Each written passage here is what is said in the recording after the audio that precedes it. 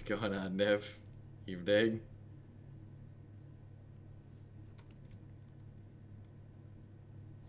Yeah, the stream for what happened on the 18th is in the red-green,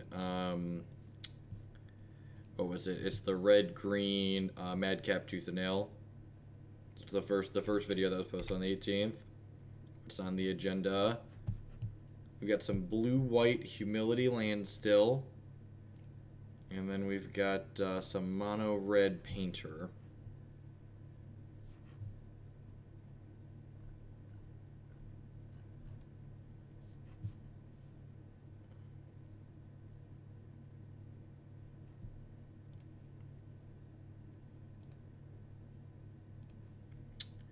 So, Volk Ponder doesn't tell us a whole lot.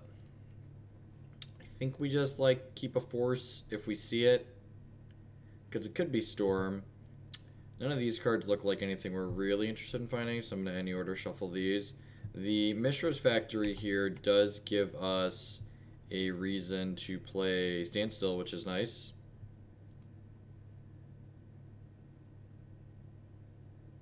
We can just beat them to death with this. Alright, Dr. Peasy answers the question, what are they doing? Sweet. I love when they get Taxing Probe me, because that lets me auto-pass and stop bluffing Force of Will.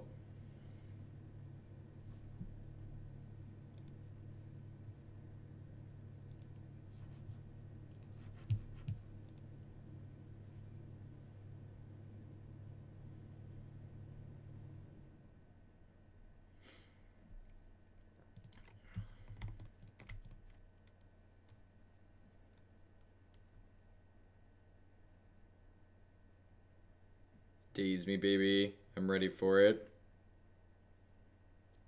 Daze me, baby. This could go poorly for us if they have a Wasteland.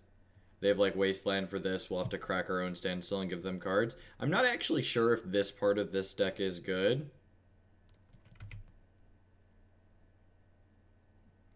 So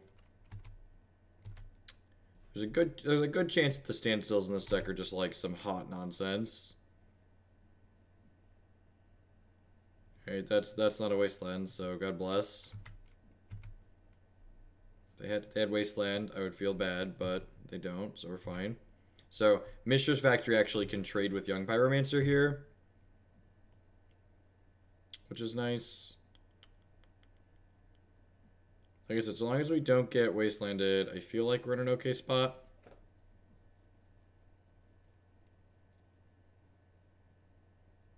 May I ask what our deck does? So, we actually have the combo in our hand here. So, we have Rest in Peace plus Helm of Obedience. So, if you activate Helm of Obedience while Rest in Peace is play, it mills your opponent's entire deck out.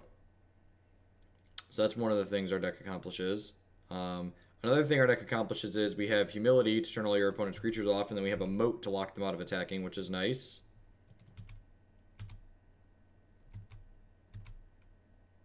Yeah, for some reason it doesn't auto-stop hosting all the time. I'm doing alright.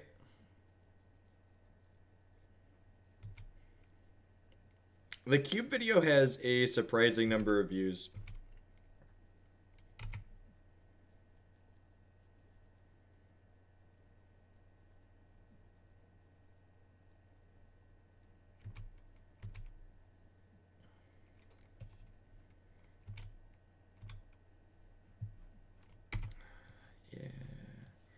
Yeah, Standstill.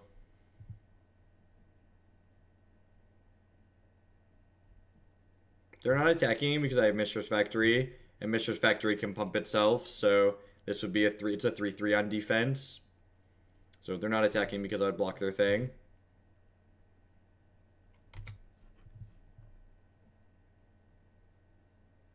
How do you put your kids to sleep? My 3-year-old is wide awake. We just have a good...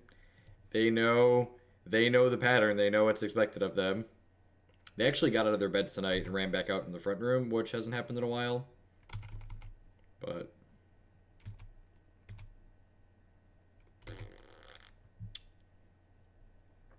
yeah, so looking... Should I brainstorm ERT? No, I don't think so. I think I don't forcibly crack my Standstill until they draw a Wasteland. And like it's like super unfortunate here that like my opponent's like 17 land or 18 land pile of greed is like drawn more lands than our 24 land deck. Because like ideally we get ahead on mana here while we're sitting here passing with Standstill, but instead our opponent's like drawn all the lands and we've not drawn any. So that kind of sucks.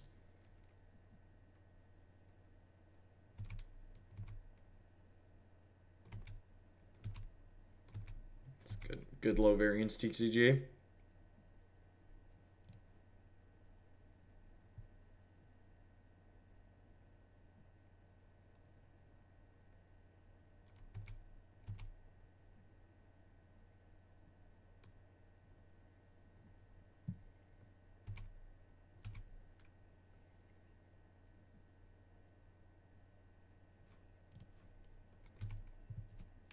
Hitting land here is very good for us.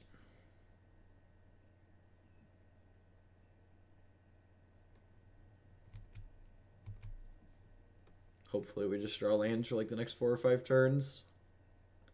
We want to draw, ideally we want to draw a bunch of lands before our opponent draws a wasteland.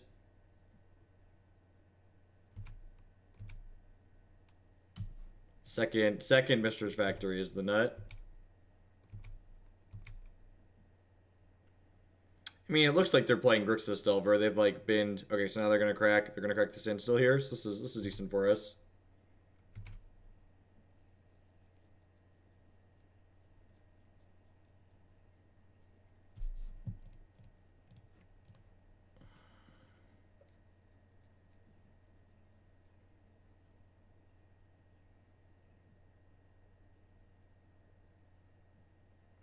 So it's ended up working out okay for us here. Since they waited long enough for us to draw some more lands.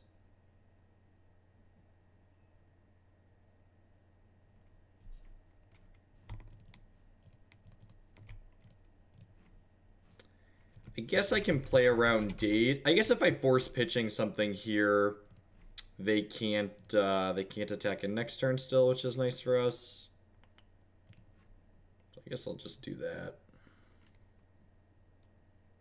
I wouldn't be surprised if they have like another force here, but like I don't want to tap out to cast my force because then not only do I not have my factories up, but then they can daze my force, which is bad for me.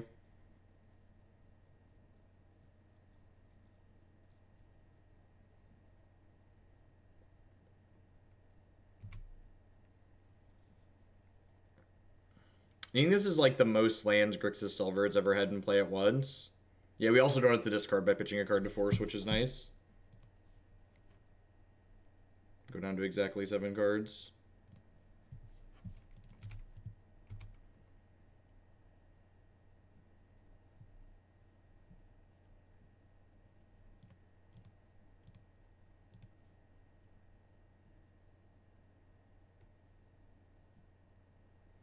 Oh, I activated the wrong one. That's unfortunate.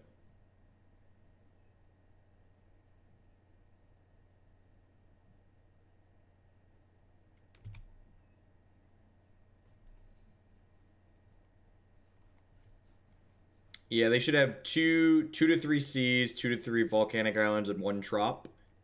So they have at most 2 more mana producing lands to fetch at this point. Do they not have a bolt in hand? Are they like brainstorming for a bolt? It's possible like doing this aggressively like I am is bad just because like this this makes it harder to like cast Rest in Peace plus Helm of Obedience.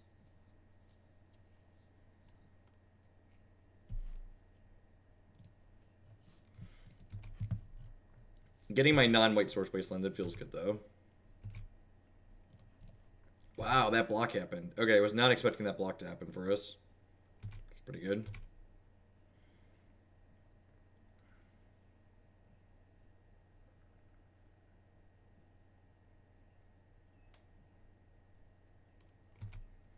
I have no idea. I usually don't. This isn't. I'm not Saffron Olive. I don't do against the odds. I only build weird decks around strange cards for large sums of money. I'm sure there is someone else out there that will build a deck with some weird stipulation for you for far less money than I will.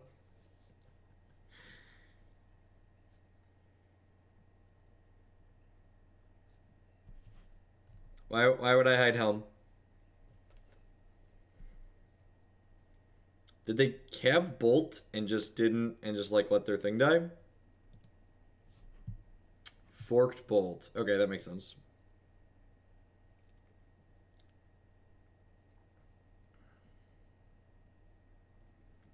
Alright, so if they play a big fish here, I probably want a Humility.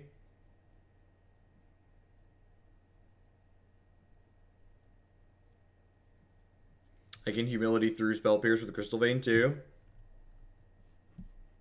Yes, it looks like, smells like big fish.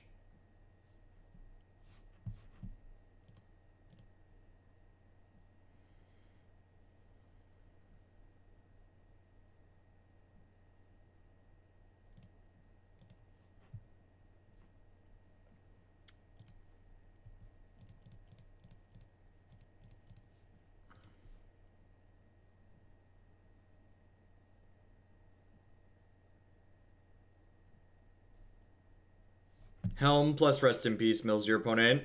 It's these two cards in our hand.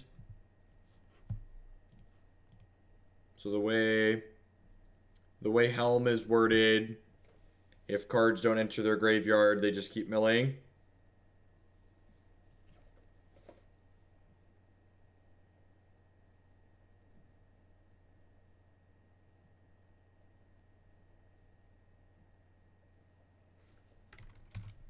Yeah, I'd see some amount of fringe play. I think the core of this deck might be okay right now just because Rest in Peace is a pretty reasonable Magic card as far as like playing against Grixis Delver goes. It's like an okay card. We're gonna get like Pierce plus Dazed or double Pierced here.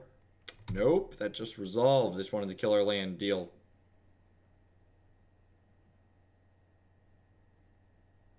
Yeah, this list is neat. For sure. For sure. Neat list.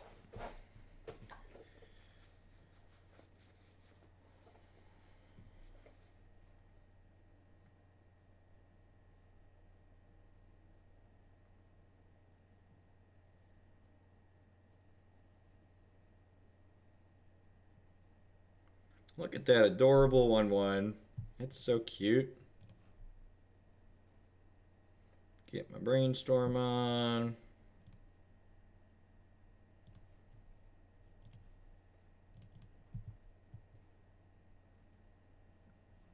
Crystal Vein is just there because City of Traders sucks in a control deck, and sometimes you want to jump to 4 mana in your deck in this archetype. Like look at the number of like really expensive spells that we're playing. Like occasionally you just need to jump up your mana a whole bunch. Gosh, I think I just want to draw a plow here, right? I guess we're dead to double bolt regardless. I'm actually in any order shuffle these. I'd like to find a force. Oh, right, that combo's in this deck too. So, Rest in Peace Energy Field is also a combo. Prevent all damage that'll be dealt to you. But if a card goes into your graveyard from anywhere, this dies. So we're dead to double bolt here. But if they don't have double bolt, we probably get them next turn. They always have fucking double bolt, chat. They always have double bolt. Oh god, that's not a double bolt. That's so good for us. That's so good for us. Do my thing. Yeah, so again, if we activate this with X being at least 1, targeting our opponent, their entire deck will mill out because Rest in Peace is in play. Alright, so I know the Standstill ended up working out for us there, but I'm pretty sure I'm supposed to cut these. Those seem pretty bad here. Humility seems fine. I think the extra force is actually okay here. Council's Judgment potentially seems decent as well. I don't know if this is a Jace or Teferi matchup. I feel like I kind of just want, like, Flusterstorm to, like, counter their counterspells. Does that seem unreasonable? I think that's actually reasonable. Oh, Caltrops is the nut, actually. Caltrops is the nut. Look at this guy. Look at how spiky his feet are. Look at how upset he is at his feet. Yeah, his feet are spiky. Commander just doesn't have any appeal to me as a player. I don't really play Magic casually. When I want to... Magic, in my opinion, Magic is too expensive of a game to play as a casual multiplayer game, which I'm sure someone at Wizards of the Coast, I just like set off some kind of alarm sirens at Wizards of the Coast. But like when I want to play like a casual multiplayer game with friends, we like, you know, pull out Clank or Evolution or Golems or something like that, right? Like buy a $35 box game with a bunch of replayability that you can play for forever. Magic is a neat one-on-one card game. There's a lot of neat competitive aspects, but as far as... And again, like, we have all these sweet one-ofs in here because Enlightened Tutor helps us find it. So Enlightened Tutor finds us artifacts and enchantments, so... Yeah, Clank is great. If you like deck builders, what are some other ones we play? Azul is another great board game we picked up lately.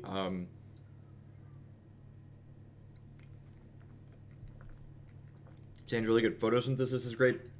I really need to write a blog post just, like, outlining all of the board games we play that we like. People ask me about that a lot. There's a lot of overlap between like the Magic community and like people that play board games.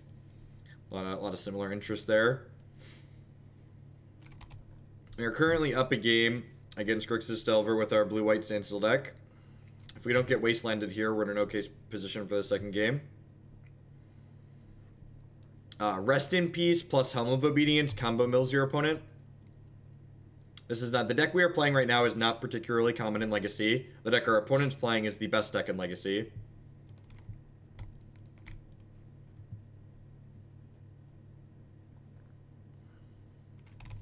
Okay. No, I've never heard of that one. That is Legacy staple Crystal Vein.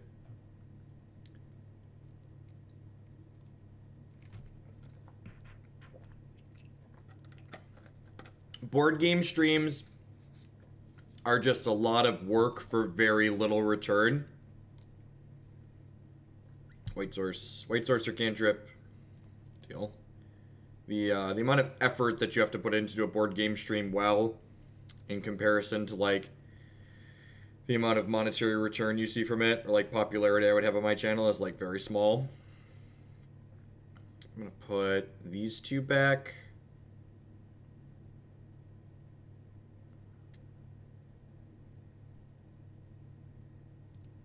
Yes. And then I'm going to go ahead and plow this nerd.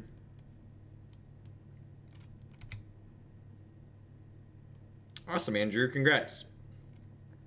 Hearthstone's current constructed format is exceedingly low variance. It's like almost absurd how low variance it is. All right, so if they could have if they had dazed, they would have dazed me there, right? So what I'm going to do here is I'm going to go ahead and crack this Crystal Vein and then go rip into Energy Field here. Phew! I just made it. Didn't want to lose my sub tenure like I did last time. Spellweaver, thanks for the 2-month free subscription. I appreciate that. Welcome. Wow, okay, they have the Force. I think I'm supposed to force back here. Yeah, I'm going to force back. Rip shuts off a lot of their threats.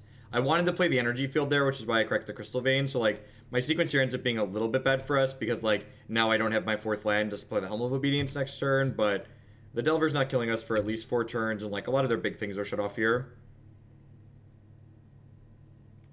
Yeah, the new Spirit Lord is great. I definitely think, and, like, one of the things that always felt awkward with the Spirits deck when we played it on stream in the past was the fact that it,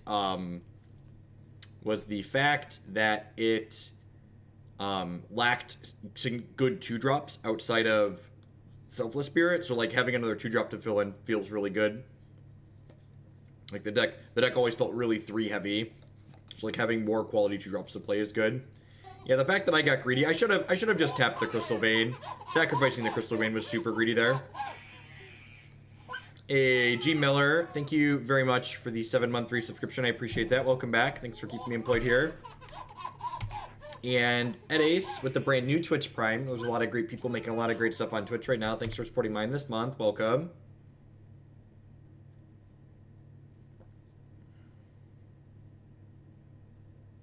Yes, so Helm without a Rest in Peace. This is probably going to name Helm of Obedience because the way we forced aggressively over the Rest in Peace kind of telegraphs that we have a Helm. Yeah. Yeah, that doesn't surprise me that they hit there. So I really want to draw an Energy Field. What about 1v1 Commander? 1v1 Commander doesn't feel well balanced. 1v1 Commander being best of one in most places is fucking rancid. Competitive formats that are best of one games that have resource variance by design I find very frustrating as a player. They don't generate good gameplay.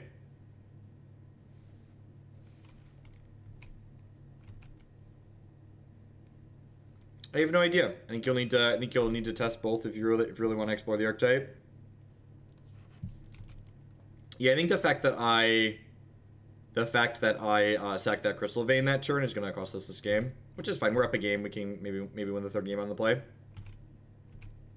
What's going on, Maddie?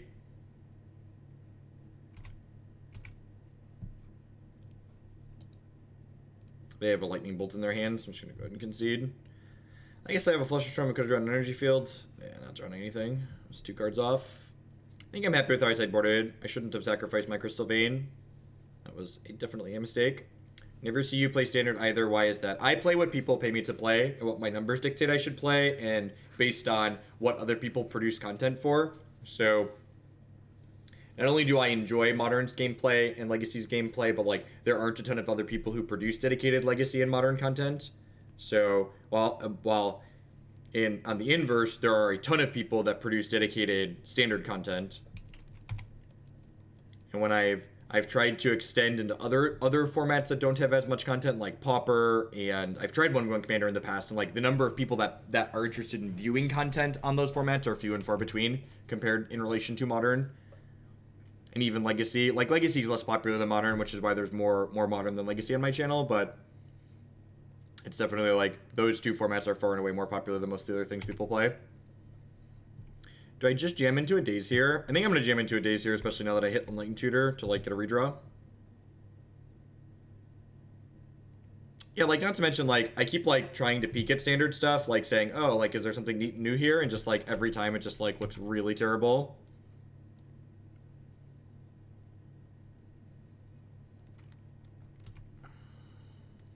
I gave college a fair shake, or college. I gave Pauper a fair. I was meant to say college try. I gave Pauper a fair shake twice, and just like both times, people just like there's not interest in it. Well, I think a lot of it complex systems is that just like it takes a lot of effort to build a stream up into like an actual like job or like something that makes money. So like there aren't a ton of Magic streamers in general, even just like general constructed streamers. Like you look at any given day, like there's a bunch of people just mostly streaming limited, and like Arena has pushed even more people into Standard. Hey, Senile Child with the brand new Twitch transport, thank you and welcome. Thanks for helping keep me employed. Good evening to everyone. Thanks for dropping by. So the question here is, do I want to upkeep Enlightened Tutor for a Rest in Peace? That exposes me to another Daze, but I think I'm just not going to play around the second Daze. Like I feel like if I was going to play into the first Daze, I shouldn't play around the second.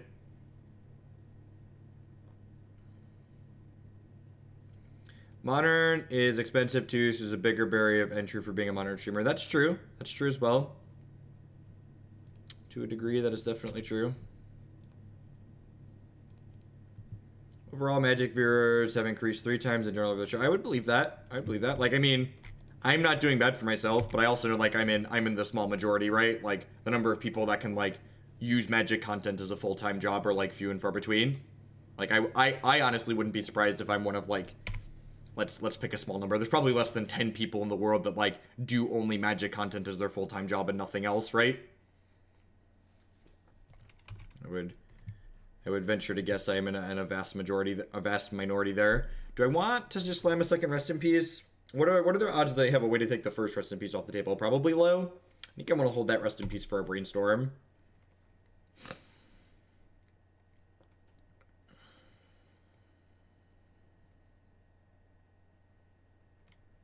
Yep.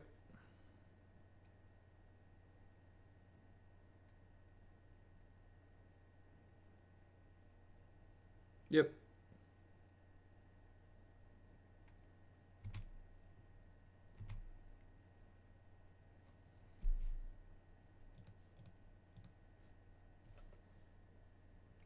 This is like telegraphing a lightning bolt, but just in case they don't have it. Wow, do they not have it? They just like boldface attack into my 2/2? Or do they just not have their stop set? Okay, they just have their stops fucked up.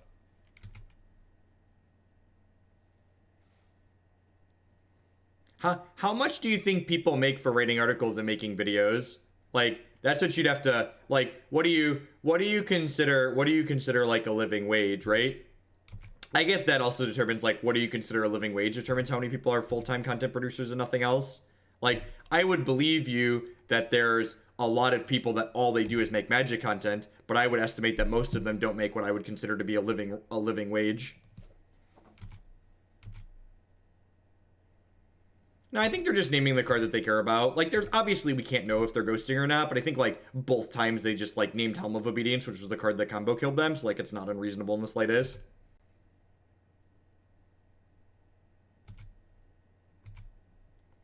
Here's Magic's dirtiest secret. The people that play Magic professionally don't make much money. The money to be made from related to playing Magic is in making Magic content.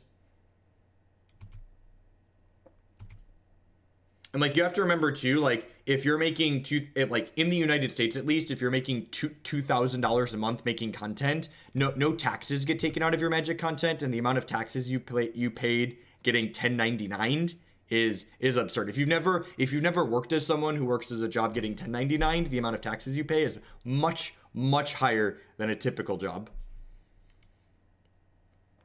As someone who's worked jobs getting 1099 since I was 17 is a lot more. 1099 means you pay the employer and employee part of the taxes.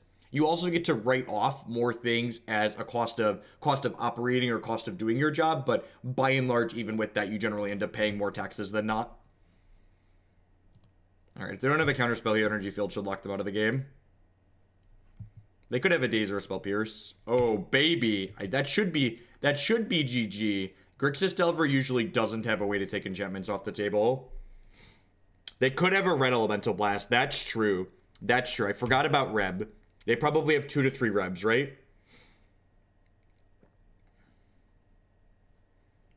If you make $9.25 at a gas station, you probably make more money on average than a lot of Magic professionals make if you work 40 hours a week. Magic Online had an update this afternoon that wouldn't load for me. I had to fuck with things, so we actually ended the stream early because I had to fuck with Magic Online and I didn't want to waste time doing that on stream. No, they can't drain us because there's a Rest in Peace in play. There's a Rest in Peace in play, so they can't drain us. Sweet. And, like, this game here was a good example of, like, why I think the core idea of this deck could be very reasonable. I actually think the landstill part of this deck is probably pretty suspect, but, like, just playing, like, Rest in Peace Energy Field and, like, Humilities and Helm of Obedience, all these things seem like very fine things that you could be doing.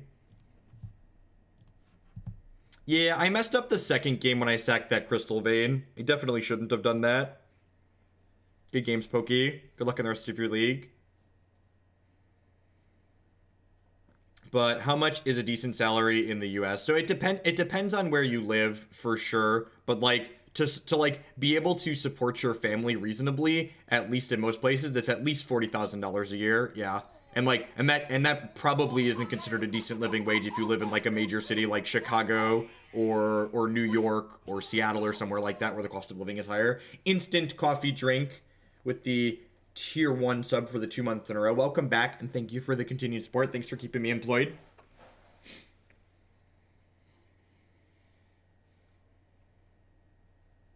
Yes, very likely we'll start with Esper tomorrow. My rent was more than a paycheck. Yeah, so like I live in the middle of the cornfields, and like to give you like perspective on like what I pay to live, like I have a very good size house. I have a 2,400 square foot house on like a decent sized lot. Like my lot's like twice the size of my parents' lot. We live in Chicago, and like, you know, my house is like was like $150,000. Like it's very cheap. Like my house isn't like new, but it's very spacious and livable.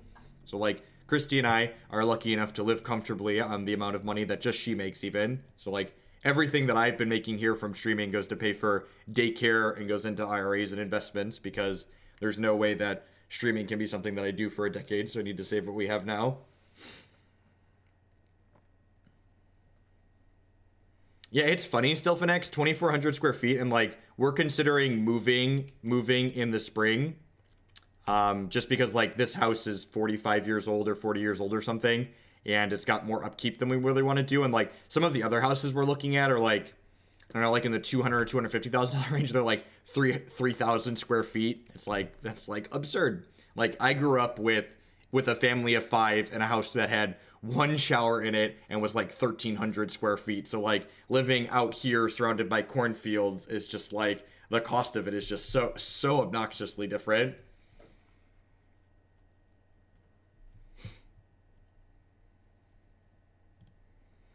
All right, so we got Legacied. While we were talking about life and the cost of things, we got Legacied. It's going to happen sometimes.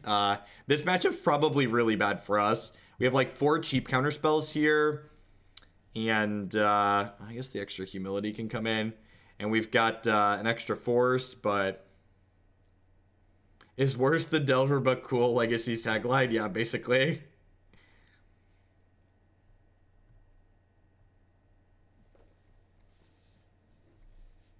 Yeah, it's not even just about upkeep costs. Like, this house that we're in needs, like, major renovations if we wanted to stay in it long term. We also, when Christy and I bought this house, 5 years ago, we weren't thinking about school districts, and I don't think we're in a school district that we really want to be in. And Jake's going to start kindergarten. We like where Jake's doing preschool now, but we're not sure that we like the grade school that we'd be in where we're at. So that's a big thing considering when we're talking about moving in the spring.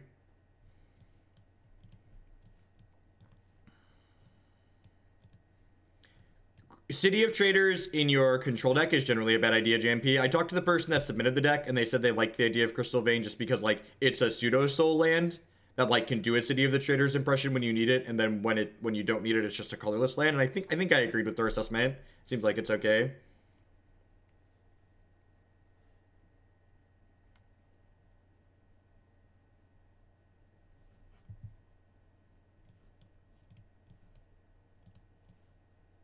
Prompted you to buy a bigger house? No, we've been saving for a while. We've been saving for a while. Yeah, believe it or not, as someone who spent how am I sideboarding out here really quick? Let's sideboard really quick. Are these standstills stupid? I think these standstills and these are stupid probably. Do I have enough blue cards if I do that though? I'm not sure that I do. Is Swords to Plowshares dumb? Do I want Swords? Swords is probably fine. Magic keeps growing at Twitch rate. It's not inconceivable that a person could make. Yeah, definitely. And I mean, like, if I continued making like what I'm making right now with like the 1,500 sub points that I have, like, this is a comfortable job that I can live on. It's just like the thing that's kind of like stressful is someone that like has a house payment and has a family. Like, Christy and I can't really build my income reasonably into our budget because, what if something happens and like I don't have subscribers next month? Like, there's no guarantee that like what my income this month is going to be the same as what my income is next month. Canonist and Trinisphere are interesting. I don't think Canonist is actually very good in this matchup, but I think you're right that Trinisphere could probably come in. So like, if you're okay with that uncertainty, that's like fine.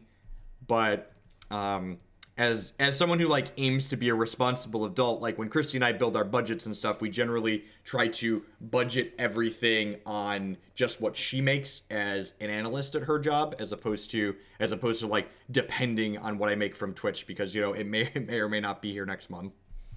Not that I plan to go anywhere, but maybe people decide that what I do next month might not be worth it anymore. So we'll see. Try to be optimistic.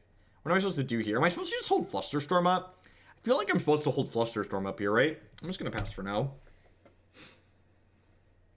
She's a business analyst for an insurance company.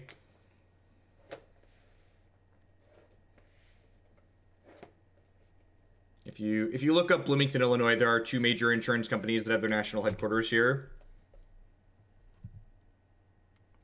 It's a mixture of fun money and investments. Also, like, daycare isn't cheap, so like a majority of the money that I make here on Twitch every month goes to pay for daycare. As not an actuary. My wife and I met in Boy Scouts. So there is a co-ed branch of Boy Scouts called Venturing for people who are 14 to 21, and we met doing that. My father was big into scouting. Into an unmask. That's brutal. It's weird that they sequence this way. Are they unmasking themselves? They're unmasking me.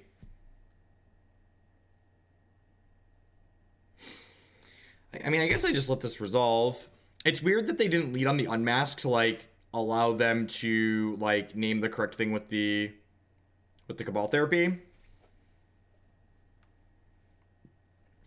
I mean, it's not really for no reason. If you think about, like, what daycare is, it's, like, basically a private school. And, like, I don't think the people that, like, run the daycares are, like, getting wealthy doing it. I just think, like, it's not cheap to put it together, right?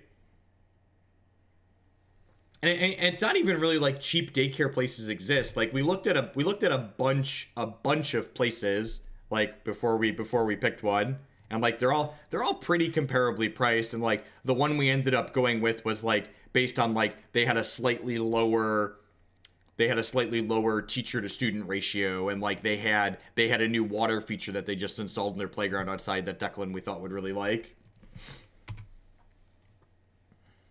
I get into Magic through Scouts. No, I started playing Magic with one of my cousins. Had a bunch of free cards from one of his neighbors, like a bunch of bulk, and we taught ourselves to play.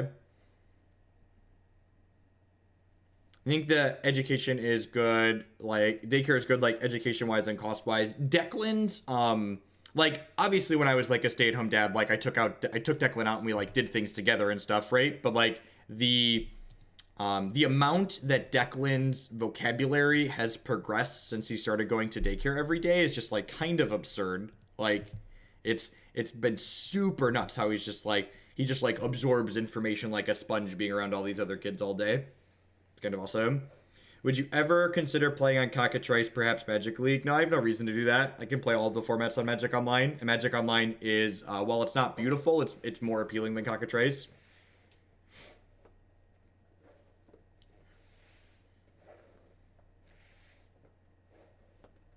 Declan's really funny. So we like they have like lesson plans and stuff that they teach them and stuff there for the 3 to 5 year old room that he's in. So we told him it was school because he was always really jealous when Jake was going to half day preschool. So like we're like, all right, this is your school, Declan.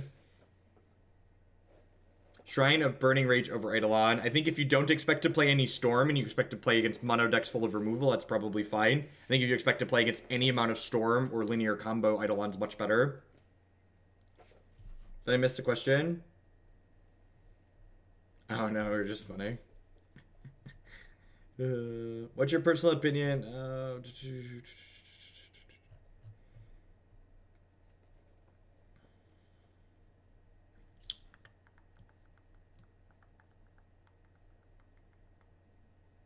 I think for a deck like this, that Black Reanimator deck's probably just a pretty bad matchup. Like, while we have Rest in Peace in our sideboard, like, we need to live to get there.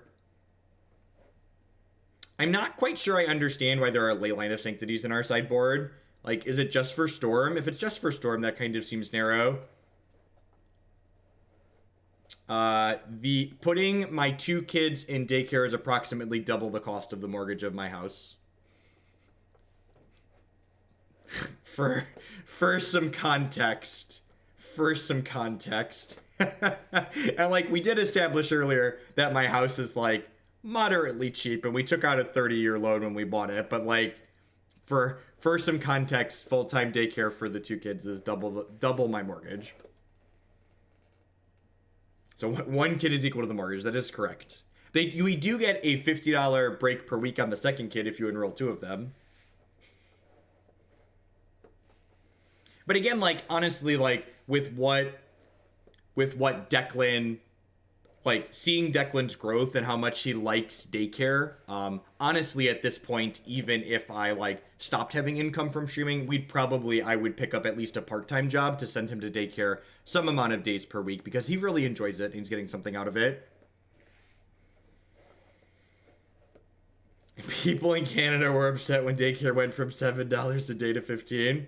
How would you feel if Twitch offered 3-month subs for say $13 and 6 months for $25? Sub longer term and more predictable income offset the reduced price. I don't know. Honestly, like, and this is why it's kind of absurd. Like when Amazon bought Twitch, I assume this is true for most people. Like half to 60% of my subs are like Twitch Prime subs. So like that is both amazing and kind of scary at the same time, because like those people have to manually remember to renew, right?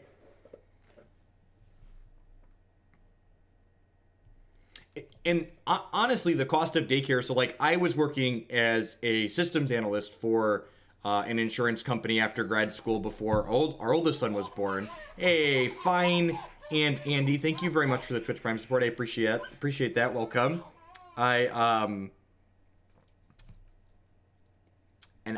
we looked at the cost of daycare and we knew that we were planning on having a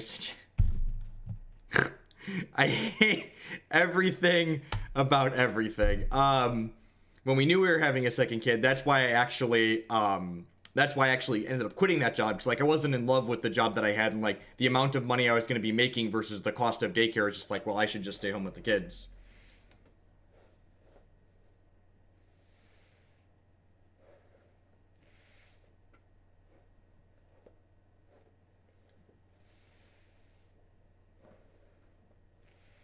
Yeah, as someone who also has Twitch Prime, I have to set a calendar reminder to remind me to go give it back to someone. Lost 40k subs because he went to E3. Yep. Yeah, like if I take, you know, even 3 days off, like my sub count dips, I don't know, 5 to 10%. And like a lot of them come back. I'm very fortunate. A lot of them come back when I fire up live again. I have like 2 to 3 Twitch subs out depending on how much content I'm watching at any given point. I always make sure to use my Twitch Prime subs if you're like, okay, let's talk about this game for a second. Am I supposed to concede here? Like, how many basics are in my deck? I think I'm supposed to concede, but let's just like make a decision based on math. And this isn't a I hate Blood Moon concession. I think this is a I shouldn't give my opponent information. I'm very unlikely to win this game concession. I think we're supposed to concede. No, I don't think I'm supposed to play the factor. I think that gives them more than anything. I think we're supposed to, like, there's a lot of early concessions and fuck it life EV concessions on this stream. So like when we make a tactical concession like this, I like to talk about it. This isn't a life EV. I appreciate it, Stinger. It's funny. I'll like randomly be talking to my mom sometimes and my work will come up and she'll be like, oh, I didn't give you my Amazon thing recently. I should go do that. And I'll see her log in and send me the Prime on her Twitch account that she has just to send me her Prime on occasion. All right. So did anyone give you crap for being a stay-at-home dad? Maybe your in-laws? No, my parents were very supportive. My mom was a stay-at-home mom when I was growing up. And she's fairly modern, especially for someone of her age. And like, she just understands that like, it's not a gender role thing. It's just like, this is something families do sometimes. And, it was actually, my older brother gave me a lot of shit for it. He's one of those, let's say right-leaning type people who is very, you're the man, you're supposed to go to work, etc., etc. Humility's in, yeah, the Council's Judgments are in, the Spell Pierces are good, the Flusterstorms are probably not good enough. This is another matchup where, like, Leyline is kind of silly. Is this a Swords of Plowshare matchup? I feel like I want to trim the swords just based on the fact that, like, they're going to be chalicing us. So, like, trimming some 1-mana spells seems appealing from that aspect.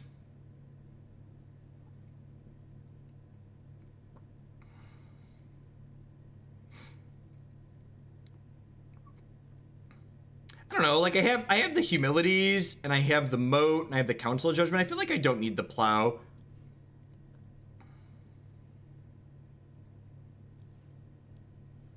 And like, I always pseudo-worked, like, even when I wasn't streaming full-time, like, I still taught a couple of adjunct classes in, like, the evenings here and there. But that was mostly because I liked doing it. Anybody who's ever taught an adjunct class knows that you don't do it for the money. Or if you do it for the money, it's because you have no other option. I cut some standstills. We could trim a Helm. I don't know, like, randomly comboing them seems kind of appealing. Honestly, I have enough redundancy that I could see trimming Enlightened Tutor and just like a Standstill here. Just like, again, just like trying to like minimize my number of 1-mana spells so I can mostly ignore a Chalice.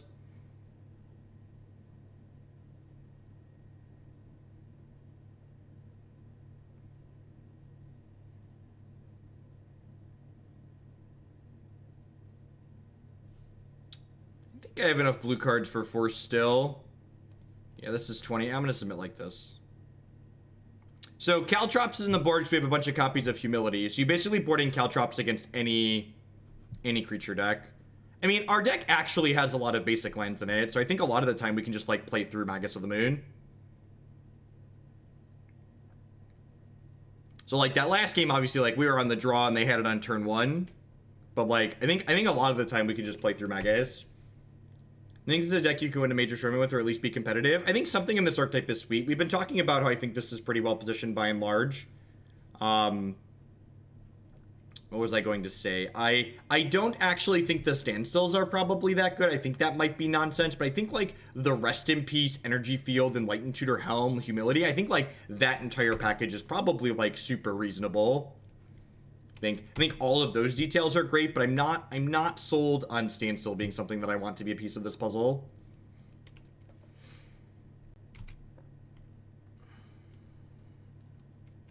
Goblin Babble Master, yep. Coffees for closers, and he's getting himself a cup of joe. So we really want to draw a Rest in Peace here. I guess I could just have slammed this energy field. Maybe I'm just supposed to do that. Dang. Alright, well, let's do this, and then next turn we go energy field, and then we can't take damage. So again, rip plus energy field. Energy field says prevent all damage that will be dealt to you by sources you don't control. And a card is put in your graveyard from anywhere, this dies. And then Rest in Peace says, hey, cards don't go in your graveyard from anywhere. So these two together just don't take damage. You're like, I'm not a huge fan of, like, being, like, metagamey in Legacy especially, but I think, like, again, like, the tools that this deck has are definitely pretty good. Like, DeCandio showed up to an open playing, like, Green Devotion, so, like, while DeCandio is a great Magic player, some of his deck choices are suspect sometimes. As someone who's, like, played probably more shit-tier Modern decks than, like, most of the chat combined, like, Green Devotion is just, like, that's, like, some super, super shit-tier type stuff. And we have our Helm of Obediences in our hand here, so we're just gonna get to combo our opponent here, which is kind of sweet.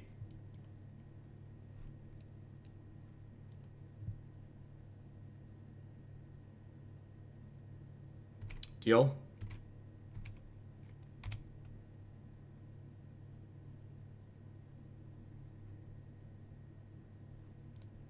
Alright, and remember you need to activate Helm of Obedience with at least X equals 1. So, we'll put this out, and then we'll mill them out next turn. Yeah, I agree. They need Chaos Warp or they're gonna die. Yep, and they know that. I wonder if they have Chaos Warp. There's a lot of these decks weren't playing Chaos Warp. That was one of the cards I added 2 of to the sideboard and was very happy with in that archetype.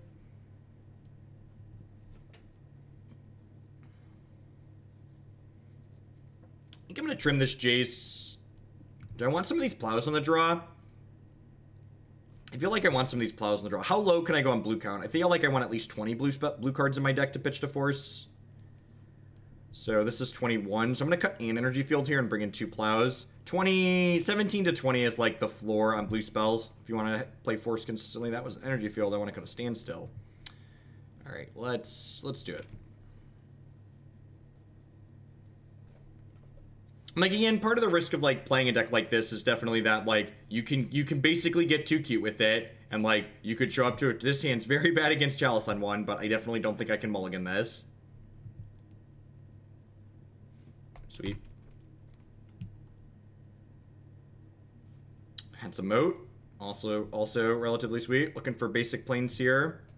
That's a Force of Will and another Rest in Peace. So I would like to draw Force and Spell Pierce here, I think.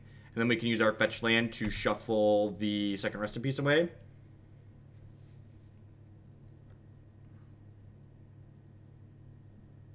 That's awesome, Stinger. Yeah, I had 2 Chaos Warps in my board, and I was really happy with both of them. I just don't give a shit about this, right?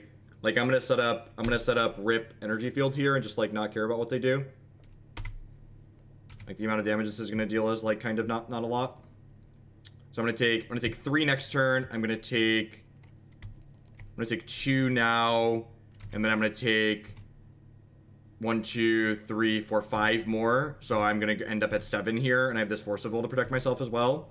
So I'm gonna end up at like 8 here. No, I'm a liar. I counted wrong. Another Scabgland Berserker. Am I obligated to force this one? So these are both gonna hit me down to 5, down to 10. And then I have to take 4 for every spell I cast. I couldn't take basic planes off of Polluted Delta. Okay, yeah, so I'm pretty obligated to force this one, I think. It's going to save me points of health in the long run. I'm going to put a stop on my turn here. So I'm going to go to 9. I'm going to go to 7. I'm going to go to 6. I'm going to cast Energy Field and go to 4, and then I'll be unkillable.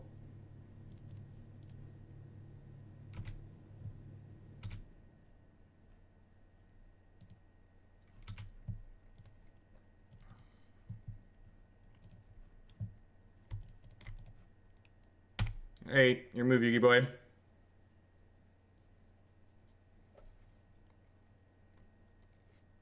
These are my cards. Yep.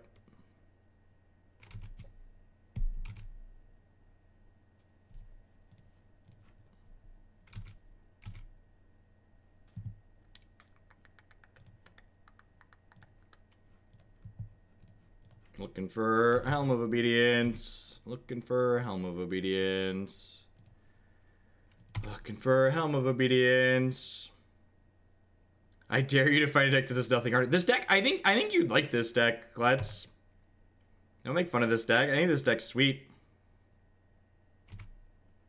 And like I said, I think Standstill is some hot nonsense, but I think the rest of this deck is kind of awesome.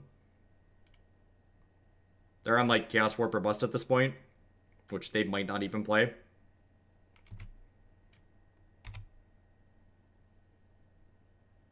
That's true. That's true.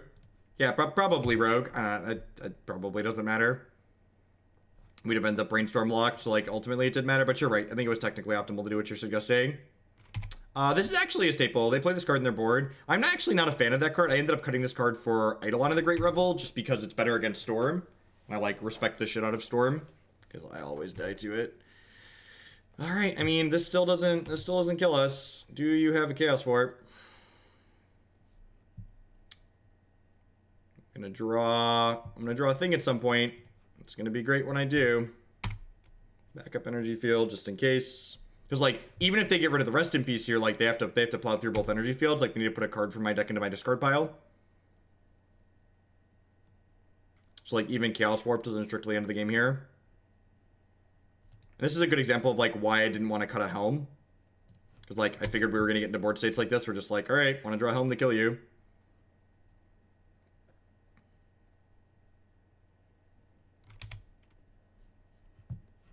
Oh, this is absurd. I'm gonna have to click on both energy fields every time they deal damage to me now. It's annoying. It's technically how magic works. Are we having fun yet, opponent? Do you think my opponent's having fun? I'm having fun.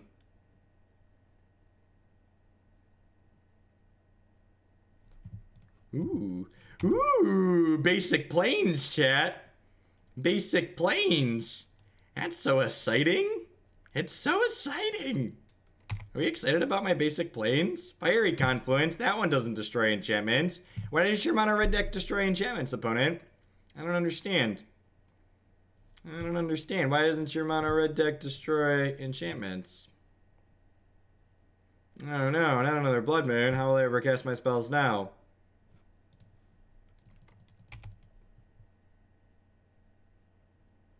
Chaos Warp. Chaos Warp or Ratchet Bomb are the cards they could have. Chaos Warp is a card that I've played in this archetype, but based on the card choices my opponents has played so far this game, they're not playing my configuration of the deck.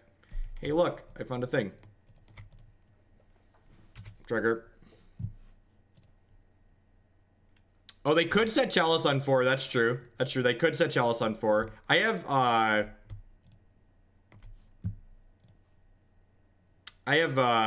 have Council Judgment in my deck. Did they have an out here? Or were they just like wasting our fucking time?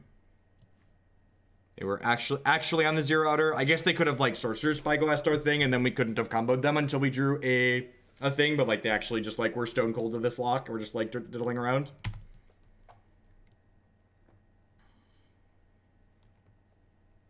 Yep. All right, that's sweet. Yeah, like I said, I think this blue-white core, this Rip, Energy Field, Humility, Moat, good cantrip, Swords of Plowshares, Enlightened Tutor. I think this is all kind of great. I don't believe that this card is good. This card just like, this seems like a pet card that's just like somebody really wanted to play. So what do you play instead of Standstill? I don't know. I feel like you probably just like play more cheap interaction. Like maybe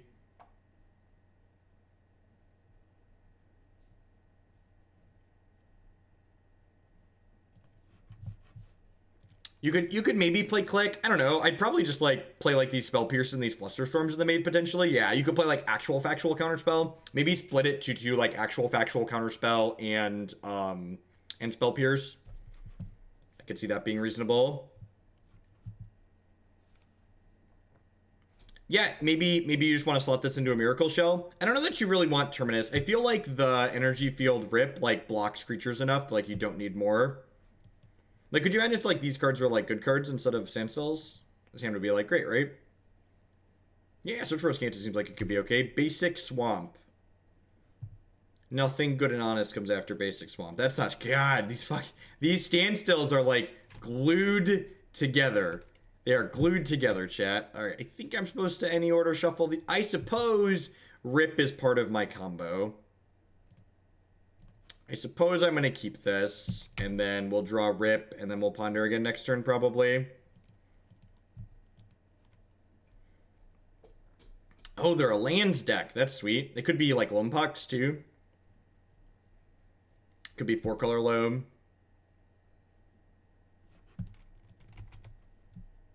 Could be some kind of mid-range depth deck with Loam as a backup plan. Chalice on 1. Joke's on you, opponent. I don't want to cast my spells anyways.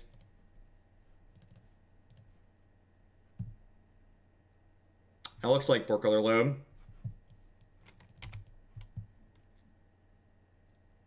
There's a factory on top of my deck. So we get to go ahead and drop that into play here. And start beating them to death unless they draw Wasteland. Rip is just good in Legacy right now in general. Which is one of the reasons why I think this archetype's probably pretty reasonable. Okay, so just playing like a 2-color Loam deck. There's the Wasteland to deal with my factory. Yep. They're probably a deck that's one of the few decks that can similar. Thoughts on Stoneforge Mystic instead of the Standstills? That's interesting. I'd have to look at the blue count. I think your blue count might not be high enough at that point.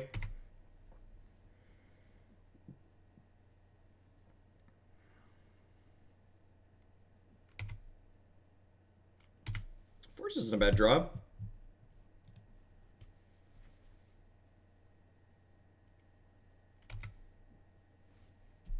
Ew. Sweet.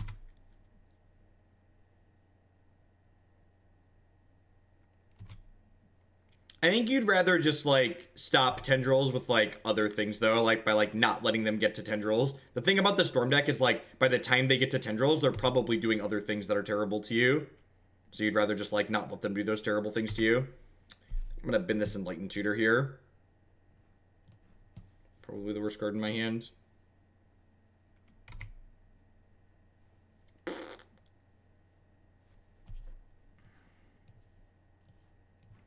I've been this other Standstill.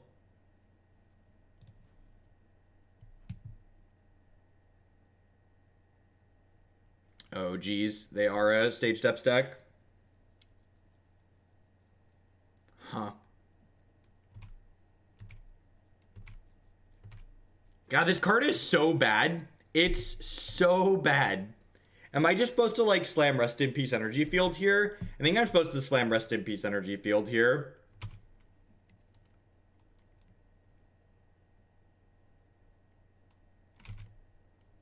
Enjoy your 3 cards.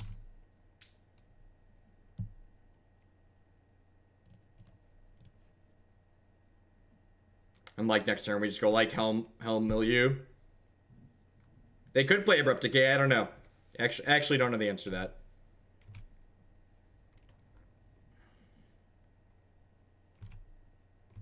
We definitely would want Spell Pierce before we want Daze. The 4th Force of Will should be in the main deck. Don't be cute. The fourth force on the board is like trying to be too adorable. Just like play your good cards.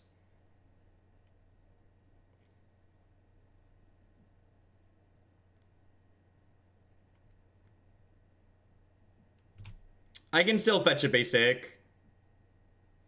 Like, they can't, like, kill Rest in Peace in response to me fetching and have it work out how they want it to work out. Hymn to Torok. Alright, I'm gonna pick the 2 cards I discard here. I would like to keep my Helm of Obedience.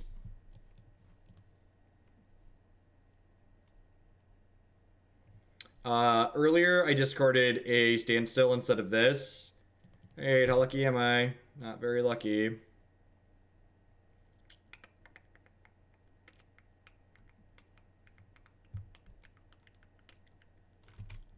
Chrome Mox. So they're just playing some kind of weird turbo amalgamation. Just like both Moxes in their deck. Smallpox. They are playing Lone Pox. Okay. Interesting. Am I about to get Liliana the Veiled? I think I'm about to get Liliana the Veiled. Yeah. I think we're dead.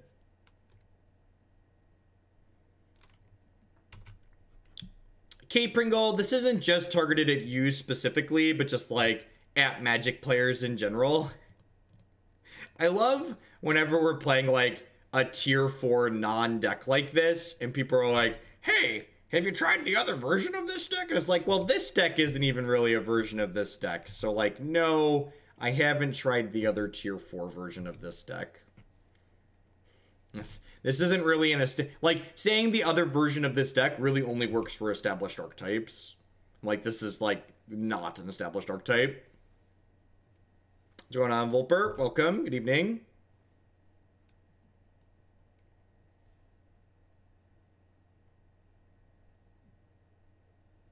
No, it doesn't. There's a Chalice on one, Immortal.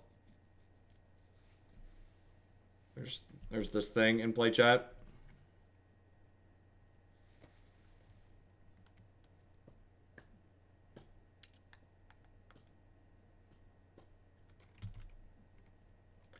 It used to be a tier before Miracle stuff came out. That's like 5 years ago. That's a different era. That's a like, that doesn't even count. Like, on the list of things that don't count, this was a deck before.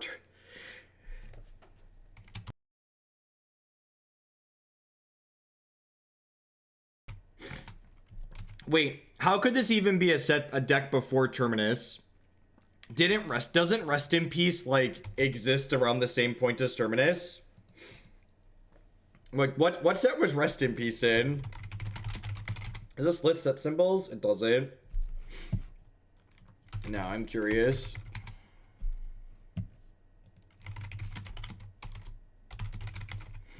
It's in Theros, right? That's like Theros, or it was in Rav. It was in Rav, and Terminus was in. Yeah, Terminus predates Rest in Peace. Terminus predates Rest in Peace, so yes. Didn't it play Planner Void? Yeah, there might have been some other card that was slightly worse. Alright, you have an Abrupt Decay? Remember that time we cast Standstill and then we lost the game because of it? I'm boarding all 4 of these cards out. It's just, we're starting with the 56 card main deck, chat. We're starting with the 56 card main deck.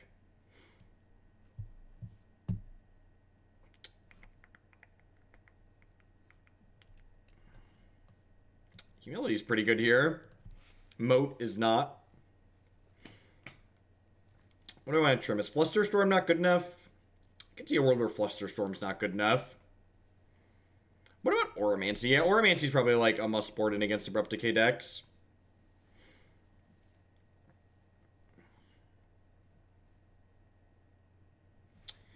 I'm gonna trim a Mishra's Factory just like we're not on the Standstill plans. That seems like nonsense. Leylines for Hymns? I think that's a little narrow, although that's a reason to keep Flusterstorm.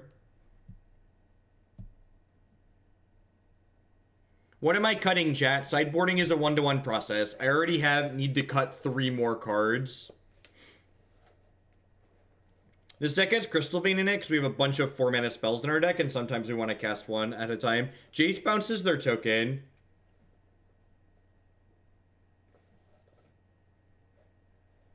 Yeah, that seems fine, Mordwood. Seems very reasonable. Although I kind of wonder, like, do you need for like the Terminus package and the Miracle package if you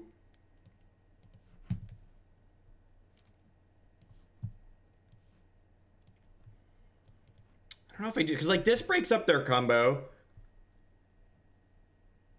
I want Force not only for Chalice, but like also for like random crop rotations and Living Wishes. I think Force is very reasonable.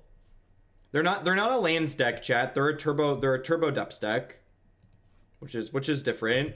I get that they both kill with the stage depths combo, but like that lands is, I agree, against lands, Force Removal is not good. But our opponent's not playing lands. Our opponent is playing a turbo depths deck.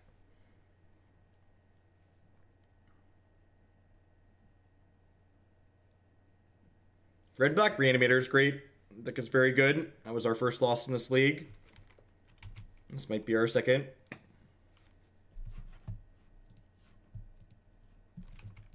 Yep. You sing a song? Yep.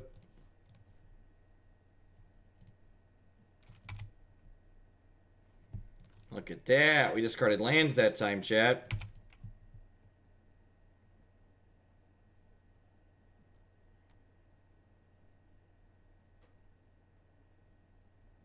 That's fine. I didn't want the cards in my hand anyways. Joke's on you, opponent.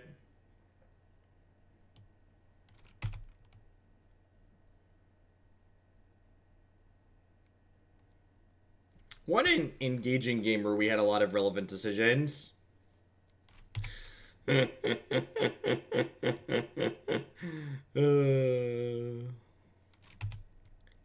if we draw White Source here, we get to punch their second land right in the dick. Rats! They're gonna play Liliana and plus her. Oh, that's not a Liliana that I'm gonna concede to. Why is that in their deck? Like rebuys Hexmage, I guess? That seems like a strange inclusion. It's also interesting that they have Thoughtseize in their Chalice of the Void deck. I mean, like, Legacy is basically a format where, like, only the most offensive design mistakes see play by and large.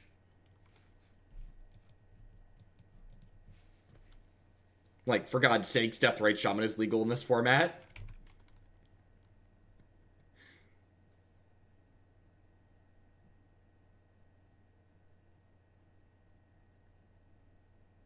Maybe they boarded out this chalice right here that they just cast. No, stop it. This is Magic Online.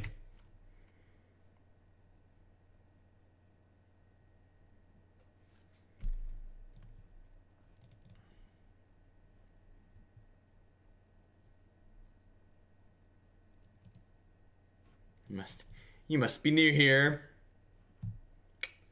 Okay, I have to get rid of that one, unfortunately.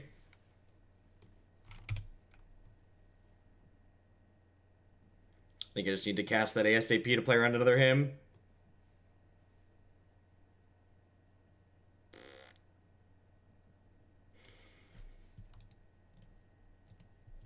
You got me. Hopefully we can find another Delver or Pile deck here. I think we're pretty well set up against the fair decks with this configuration, even with Standstill being rancid. Like 4 Rip is real good against the Deathrite Shaman decks.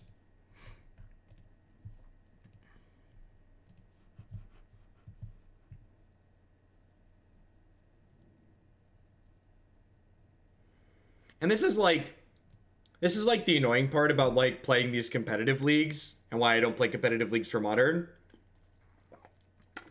Like, we're gambling $14 on the last match of this league, which is like, you know, like that's like multiple scratch off tickets. That's like a bunch of coins into a slot machine at a casino. Like gambling $14 on your matches, it's just like you could lose a lot of money very quickly at home if you run bad.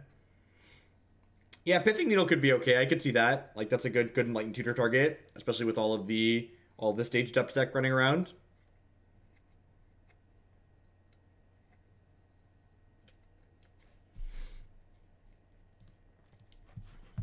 Evening Silverback.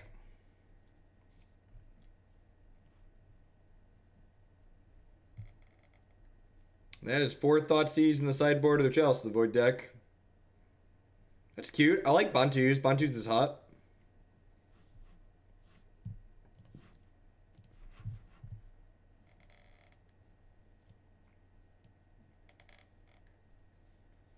Just the $70 at the Grand Prix, right?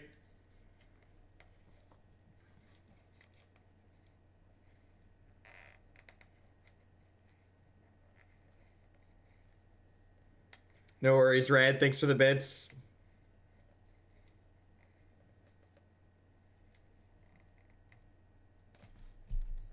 It is so funny. So like Valve posted a thing recently that they have to disable their Steam market. I think it's in like it's in some overseas country, Denmark maybe or somewhere.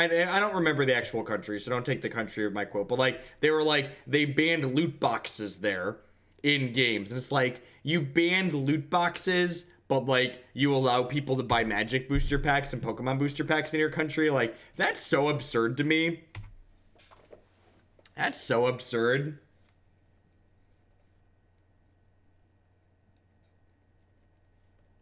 My GP. That's true.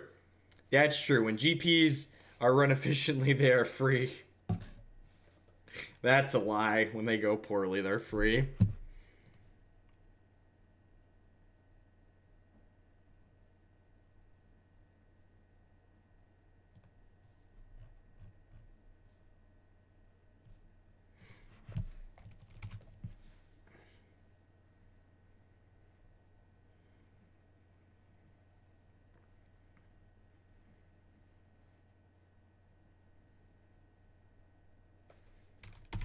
Yeah, they banned trading the items. So basically, you're only allowed to put loot boxes in your games in those countries if you're guaranteed to lose.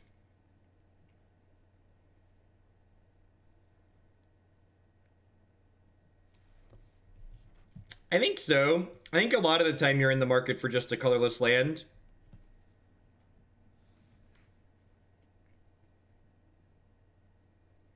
I mean, you technically still got to play in the Grand Prix, right?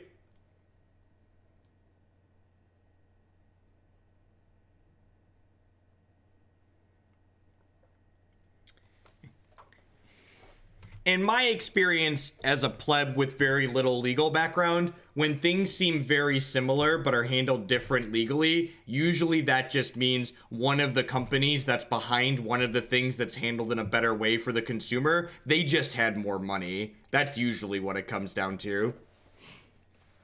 Usually it comes down to who had more dollar bills to throw at the people making these laws. All right, they got favorable outcomes. I'm just putting back lands here.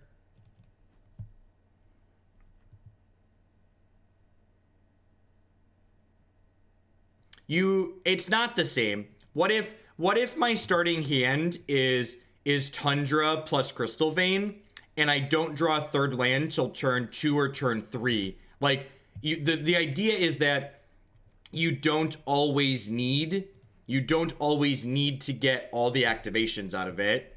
You can play Crystal Vein and then play other lands after it. And like in a pinch, it can do a one-off impression.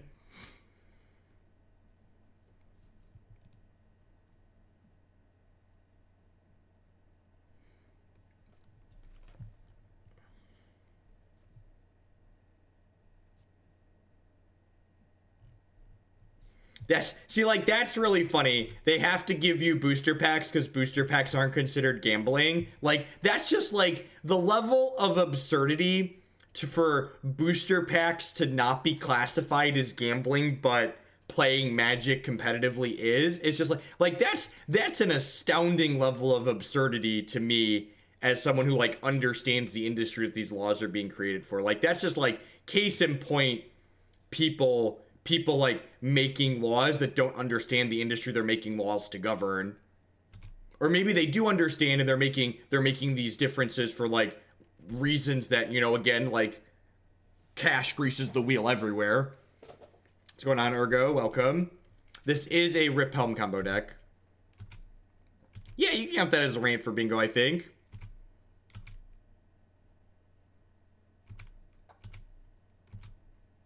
Yes, booster packs. The fact anywhere that classifies loot boxes as gambling should also be classifying booster packs as gambling.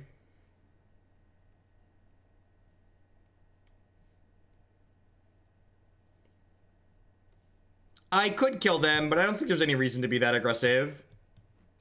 Like, if they have, like, double counterspell, that could be bad for me.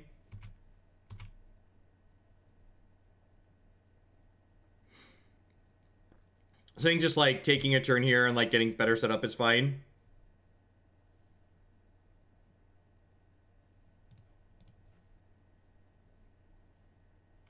You have no monetary value. Exactly, so you understand.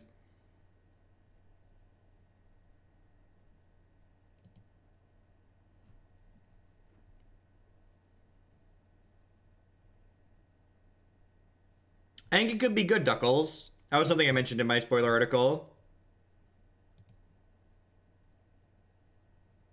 They existed before loot boxes. If it was good for my father and my father's father, it's good enough for me.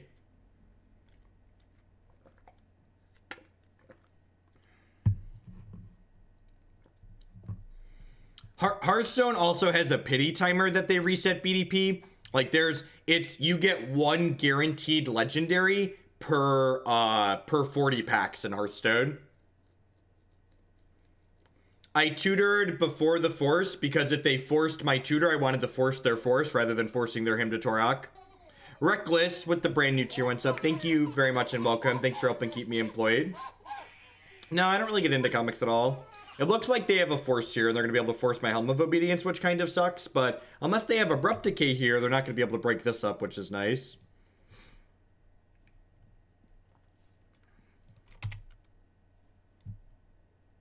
Come at me, birds.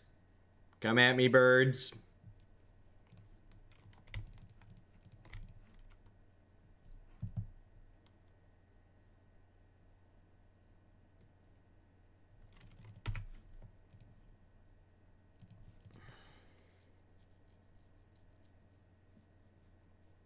Yep, and you can't open the same legendary twice until you have a full playset of...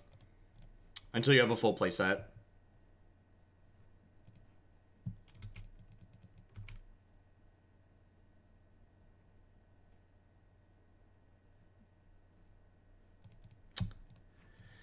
I guess I should have plowed in response here. We're gonna lose our energy field. Feels bad, man.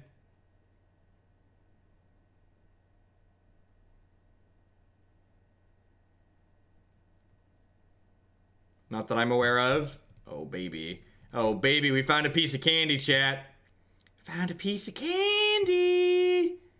No! Why do you have to have another force and another blue card? Alright. Well, it's the top of my deck versus the top of their deck. Their card quality is probably higher than ours on average at this point. Ooh, that's not even good for us, right? Just like this card is just like fucking rancid. Like, they just, like, kill me in 14 turns.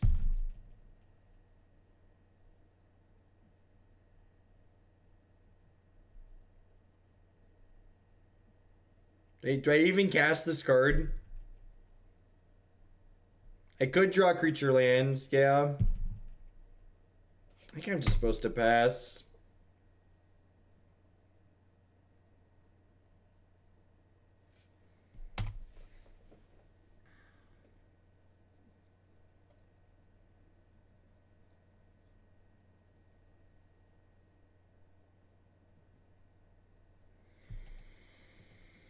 Alright, let's get to the game where I get to board out these shitty cards.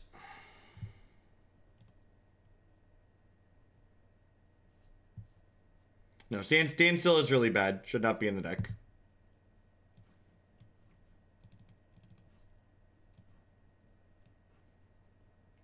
They have Thoughtseize and him. Maybe this is a Leyline matchup.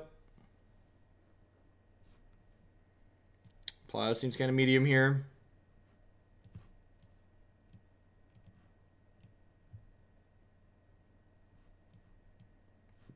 Alright, let's do this. I'm not going to cut all the forces because force can help me force their forces to stick my combo pieces, which is nice.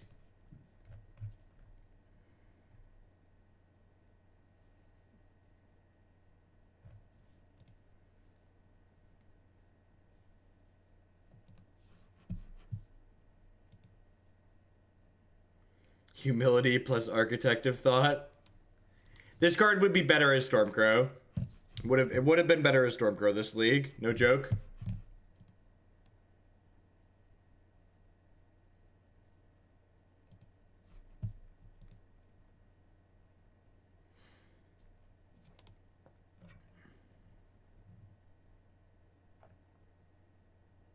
I would be playing poker right now. Yeah, we cast F-Free. He got Force of Will. He would have won the game if he didn't get Force of Will. Yeah, Treating could be okay. It's like a threat that occasionally wins the game on its own that also, like, is a pseudo moat. Just, like, holds the ground down. Yeah, so basically my feedback on this list is the blue-white, Rest in Peace, Energy Field, Humility Core with, like, the cantrips and the plows and the Enlightened Tutor. That seems great. Standstill seems kind of fucking terrible. I'm gonna mulligan this hand. Double Energy Field in the opener kind of sucks, and like I have 3 Leylines on my deck to mulligan too.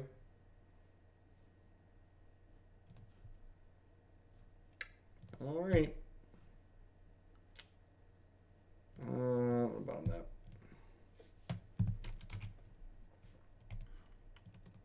I think these Leylines on the board are kind of some hot nonsense too. Like, we brought them in here and they're probably fine, but like, I feel like this card's pretty narrow. Like, these decks full of cantrips don't really want to, like, mulligan aggressively for a card like that.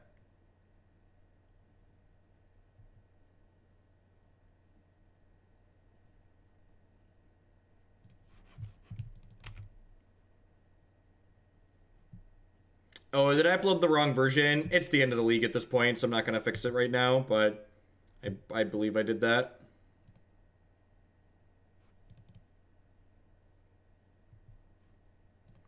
I'd believe it.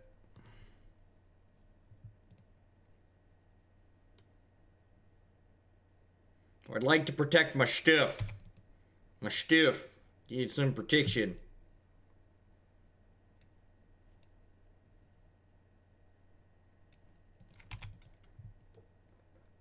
Alright, rip Energy Field, please.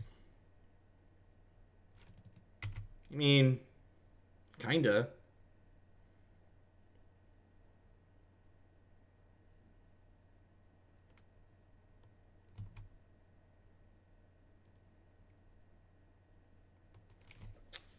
Did I just grab Energy Field here? I think I do.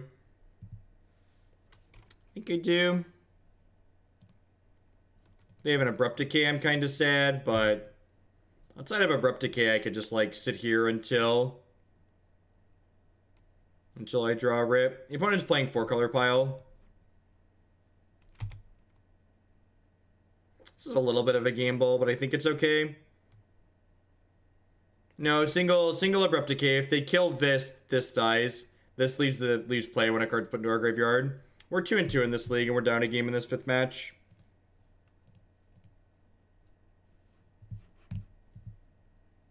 We haven't played Pinner yet. It's going to be a league after this one.